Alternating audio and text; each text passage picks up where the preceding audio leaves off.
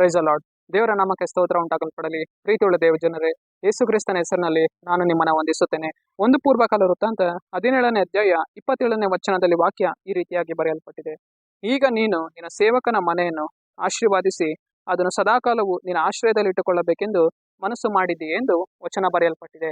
ಅಂದರೆ ಪ್ರೀತಿಯುಳ್ಳ ದೇವ ಜನರೇ, ದೇವರು ಇಲ್ಲಿ ನಮ್ಮ ಮನೆಗಳನ್ನು ಆಶೀರ್ವಾದಿಸ್ತೇನೆ ಎಂದು ನಮ್ಮನ್ನು ನೋಡಿ ಇಲ್ಲಿ ಹೇಳುವವರಾಗಿದ್ದಾರೆ. ಅನೇಕ ಹೊತ್ತು ನಾವು ನೆನೆಸ್ತೇವೆ, ನನ್ನ ಮನೆಗೆ ಎದುರಾಗಿ ಕೇಡಾಗ್ತಾ ಇದೆ, ಉಪದ್ರವಗಳು ನನ್ನ ಕುಟುಂಬವನ್ನು ಸಂಧಿಸ್ತಾ ಇದೆ ಎಂದು ಅನೇಕ ಹೊತ್ತು ನಾವು ನೆನೆಸ್ತೇವೆ. ಆದ್ರೆ ದೇವರು ಇಲ್ಲಿ ಹೇಳ್ತಾ ಇದ್ದಾರೆ, ನಾನು ನಿನ್ನ ಮನೆಯನ್ನು ಆಶೀರ್ವಾದಿಸ್ತೇನೆ ಎಂದು ಕರ್ತನು ಇಲ್ಲಿ ನಮ್ಮನ್ನು ನೋಡಿ ಹೇಳುವವರಾಗಿದ್ದಾರೆ. ಇವತ್ತು ನಮಗೆ ಕುಟುಂಬಕ್ಕೆ ಅನೇಕ ವಿರೋಧವಾಗಿ ಹೋರಾಟಗಳು ಬರಬಹುದು, ಅನೇಕ ತೊಂದರೆಗಳು ಬರಬಹುದು. ಆದರೆ ದೇವರು ಆ ಎಲ್ಲಾ ಇಕ್ಕಟ್ಟುಗಳಿಂದ ಬಿಡಿಸಿ ನಮ್ಮ ಕುಟುಂಬವನ್ನ, ನಮ್ಮ ಮನೆಯನ್ನ ದೇವರು ಏನ್ ಮಾಡುವವರಾಗಿದ್ದಾರೆ? ಆಶೀರ್ವಾದಿಸುವವರಾಗಿದ್ದಾರೆ.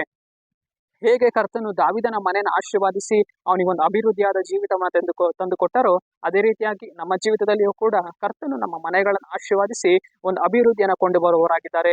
ದೇವರು ದಾವಿದನನ್ನ ಒಂದು ಅಭಿವೃದ್ಧಿಯಾದ ಜೀವಿತದಲ್ಲಿ ನಡೆಸಿದರು. ಅದೇ ರೀತಿಯಾಗಿ ಕರ್ತನು ನಮ್ಮ ಮನೆಯವರನ್ನ ಆಶೀರ್ವಾದಿಸಿ ಒಂದು ಸಮೃದ್ಧಿಯಾದ ಮಾರ್ಗದಲ್ಲಿ ದೇವರು ನಡೆಸುವವರಾಗಿದ್ದಾರೆ.